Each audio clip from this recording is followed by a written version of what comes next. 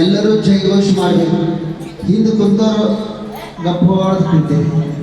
ನಾವ್ಯಾಕೆ ಅನ್ಬೇಕಂತೀರಿ ನೀವು?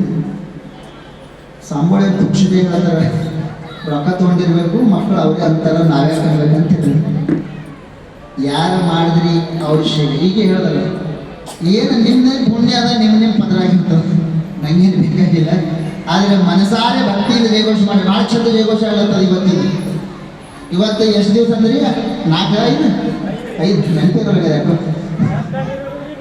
5ನೇ ದಿವಸ ಕಾರ್ಯಕ್ರಮದ ಇವತ್ತಿನ ಶಕ್ತಿ 4 ದಿವಸ ಬಂದಿದೆ. ಅದ್ಭುತ.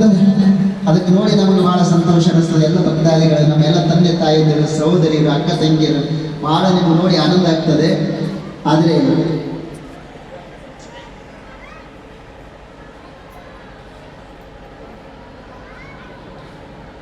ಜಗನ್ಮಾತೆಯ ಅಡಿದಾಗಲಿ ಏನು ಬರ್ತದೆ ಅಂತ ವಿಚಾರವನ್ನ ಮಾಡಿದ್ರೆ ನಾವು ಎಲ್ಲಿ ಬಿಡ್ತೀವಿ ಅಂತ ಕೇಳಿದ್ರೆ ಮೇಕಪ್. ಅದಕ್ಕೆ ಸಮಯ ಕೊಡಬೇಡ್ರಿ. ಶಾಸ್ತ್ರ ದೇವರು ಕೊಟ್ಟ ಎಂತ ಬೇಕಾದ ರೂಪ ಅದ, ಎಂತ ಬೇಕಾದ ಸೌಂದರ್ಯ ಅದ. ಆ ಸೌಂದರ್ಯದ ಮುಂದೆ ಮತ್ತೊಂದು ಸೌಂದರ್ಯ. ಒಂದು ತಾಸಿಗಾಗಿ 30,000 ಕೊಡ್ತೀವಿ ಅಂದ್ರೆ ನಾವು ಎಷ್ಟು ಇವತ್ತು ಧರ್ಮದೊಳಗೆ ನಾವು ಹಾಳಾಗಿ ಹೋಗ್ಲತ್ತೀವಿ. ಹಾಗಾಗಿ ಭಕ್ತಾದಿಗಳೇ, ಹ್ಯಾಂಗ